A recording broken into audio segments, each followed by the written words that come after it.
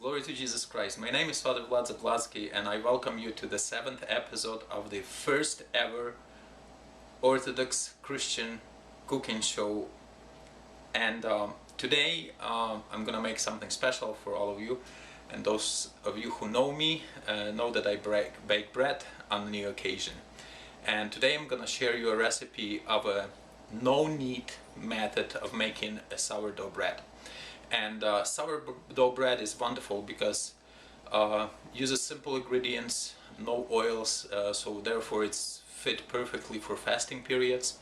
And to make the sourdough bread we need a cup of water, about 2 cups of flour. You may use less or more depending on the humidity of a particular day, so but about 2 cups of flour you might need. I'm using King Arthur all-purpose flour for 2 major reasons: because it's least processed flour, it wasn't bleached, it wasn't bormated, and it's really healthy flour to use. You need about 1/3 of a cup of starter. This starter was fed this morning, so it's very active starter to begin with, so it will rise our dough beautifully. And you need about half to 1 teaspoon of salt. The reason we're using the salt, for 2 reasons: it gives nicer taste, but also salt slows down fermentation a little bit and kind of slows down the rising, and it takes longer to rise. So to begin with, I'm gonna move this flour away and I'm going to mix I'll put my water into this mixing bowl. I'm going to mix the water and the sourdough starter. Again, I fed the starter this morning knowing that I will be making this recipe tonight, so it's very good idea if you have a starter to feed it at least 6 hours in advance. In my case, I fed it earlier because where the starter was pretty cold, and it needed a little bit more time to reactivate itself. So you don't have to do it, you can start adding other ingredients, but I like to make sure that my starter is dissolved in water all the way, so I'm using this whisk to dissolve it completely in the water. And now, if you don't have sourdough starter, you never use the sourdough starter, I will place a link to a few videos that I made in the past on how to make a sourdough starter from scratch. If you still think it's too much work to keep after the sourdough starter, stay tuned. I'll be making another recipe how to use the same bread, no-knead bread, using just regular yeast as a leavening agent. So whether you have sourdough starter or not, you will be able to make this recipe eventually. But you see this a little bit foam is forming on the top. It's a good indication that my sourdough starter is alive and doing well. And this foam usually subsides, but it doesn't really make a difference one way or another. So this water and sourdough starter are mixed and ready, and I'll be adding the flour. Again, I said it was about 2 cups of flour, and I'm gonna add all but perhaps a little bit I will reserve to see and feel whether the dough is the consistency that I desire for this recipe. And before I start mixing the dough, I will just add a heaping spoon of half teaspoon of salt. Actually, I'll make it a whole teaspoon of salt. And now what you do, if you this little gadget is really useful. It's called a Danish dough hook, and it's nice to start you go, and whether you do a recipe with the dough that you need to knead for a longer period of time, or like this one, that I will just use this hook to mix the dough. And all you do, you just mix it together and make like a little bit of a mess out of this flour and water. And as you do that, it begins to kind of come together with the mixture. And actually I feel it already that perhaps this is a little bit too much water. Not too much water, but there's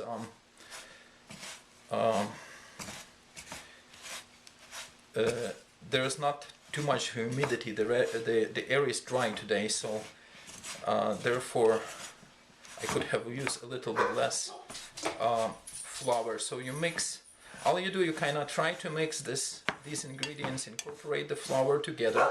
Don't worry if there are some lumps that kind of don't adhere and don't become part of that bigger mass, because that's gonna be taken care of later in the fermentation process. It will be all incorporated when you leave. And my dogs already are barking when they are anticipating the baking of this bread. And you just have to clean this hook a little bit to make sure that no dough is wasted here. So I'm going to just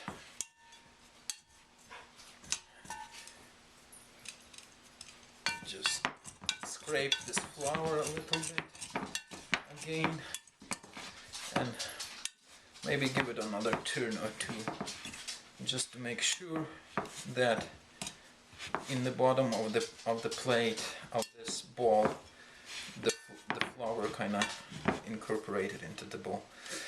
And as far as the mixing or kneading goes, this is it. You don't need to do anything else. You all set to set it rise.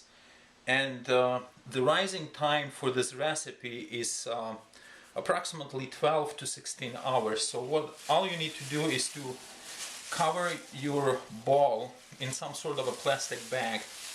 And the reason you want to do that dough doesn't dry and doesn't form like a cross on the top. So set it like this overnight for it's about 7:30 p.m. right now, so I will set it overnight, and tomorrow morning about 8 o'clock I will begin the second step of the recipe, which will be setting the dough for the second rise and preparing it for baking, and of course baking process itself. So this recipe will continue tomorrow. Before we move to set up the dough for the second rise, I would like to tell you a little bit what you might need to finish your bread. So as you can see, I have here a cast iron skillet which I use to bake the bread. I preheat the oven with the skillet in it. So I found that the cast iron skillet gives it retains a lot of heat and gives a nice crust on the bottom. And of course you can use some fancy stuff for baking bread, but if you don't have any vessel specially made for baking bread or cast iron skillet, a simple baking sheet would do. Now to rise the dough, I use this proofing basket which can be purchased from the internet. They're kind of expensive, but if you like baking bread, it might be a good investment for you. Before I set the dough in it, which you will see shortly, I flour very thoroughly inside, so the dough will so that the basket will release the dough easily, and all these spirals that you see will leave a beautiful design on the bread. And finally, to score the bread, I made this gadget with a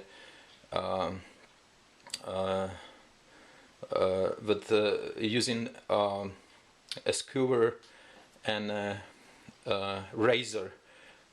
Just bend it a little bit, and it actually does. It's not the best thing to score your bread with, but you know, it does the job. You can use a sharp knife if you want, or you can actually purchase a special tool to score your bread. And you score the bread to allow expansion, and when it rises, so it kind of expands equally, and hopefully you will see what I mean by that.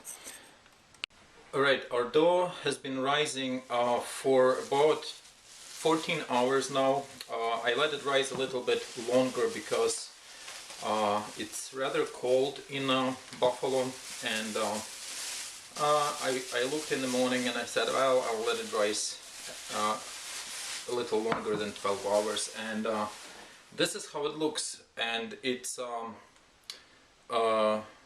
almost doubled in size.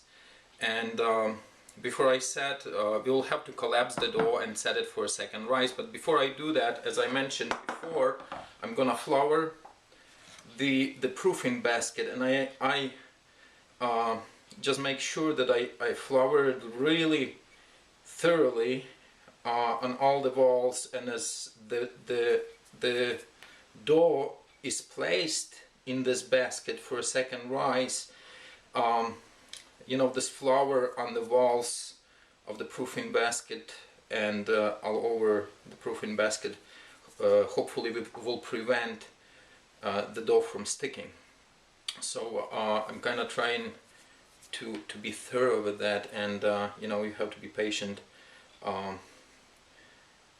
to do that well, and of course that patience will pay back, hopefully. We'll see. Alright, the proofing basket is floured. I'm gonna set it aside, and now I'm gonna flour my board to prevent the dough from sticking to it as I'm collapsing it and forming into the ball for the second rise. And you know, because the dough was rising overnight, the byproduct of it, there's some liquid that developed, and it's a little bit, the dough consistency is a little bit liquid comparing to where we started. So I'm gonna just scrape this dough. Oh, it smells so good. It smells like beer. But it's the effect of the yeast that has this beautiful smell. So I'm gonna flour the top a little bit, and make sure to flour your hands before working with dough, so dough doesn't stick to your hands. So I'm gonna kind of flatten it out like this, shake excess flour, and I'm gonna try, don't overwork it, but just try to form a ball like so, and I will try to clean this flour a little bit here, because I don't need that excess anymore of flour, and I'm just trying to squeeze under the ball and form it into kind of ball like this before placing it into the proofing basket. And all you really need to do, let me just move this ball a little bit. All you need to do now is just to take this ball and kind of flip it into the proofing basket. And this doesn't look too good, you know, it's kind of, I could have do a better job to seal it, but I'm gonna set for another hour or so to rise the dough for the second time, and once it's risen, we'll be ready to bake it. Okay, it has been another hour and few minutes since I set the dough for a second rise. It risen a little bit, and our oven is preheated to 450 degrees Fahrenheit with a cast iron skillet in it. So now I'm gonna place the dough into the cast iron skillet. If you are using cast iron skillet, make sure to have something that you can grab your skillet without burning yourself. So this is what I do. In order to flip it, you kind of have to cover the proofing basket and flip it over, and then maybe give it a tap or two for the dough to release itself. And this is how it looks in a pan. And you have to kind of act quickly, give it few slashes so the dough can rise and expand. I probably could have done a little better job, but it's good enough. And you put it in the oven for 30 minutes to bake, and I'll see you in 30 minutes to show you how it looks. Alright, our bread was baking for half an hour, and I think it's ready for us to get it out of the oven. And again, be careful because the oven is pretty hot. If you're not sure whether your bread is ready or not, it's safe to take a temperature just to make sure the inside temperature of the bread should be about 200 degrees for it to be done. And this thermometer is showing us 100. Yep, it's gonna go probably past 200. No, it's just reaching 200 degrees, which is indication that our bread is done. All that I will do now, I'll just flip the bread over here. I'm just gonna move the camera with me to show you that where I set the bread, and it's actually on the cooling rack. And I don't recommend cutting the bread right away, but you can see these scores that I made kind of allowed the bread to expand a little bit, and it's risen considerably in the oven. And we'll let it sit for about 15-20 minutes to cool it down before we cut it and see how it turned out. Okay, this bread was resting and cooling down for about 15 minutes. I really would like to cool it perhaps further, but you know, the bottom is, you see, it didn't look too impressive in the beginning, but it kind of came together. Has a nice hollow sound, and if my dog just stopped making noises. But anyway, let's see, the moment of truth is here. Let's I don't know which side it will be better to cut, but I'm gonna cut from this side and see how the bread looks inside. It's risen nicely, has nice full holes in it, and I'm sure it's gonna taste pretty good just with anything, you know. It's a wonderful piece of bread. I'm gonna cut another slice just to show you this. The crust on it is crunchy and thin, and the bottom is a little thicker, but otherwise the bread looks amazing. So if you like this video, give us thumbs up on YouTube, share it with your friends on Facebook, and I will see you next time.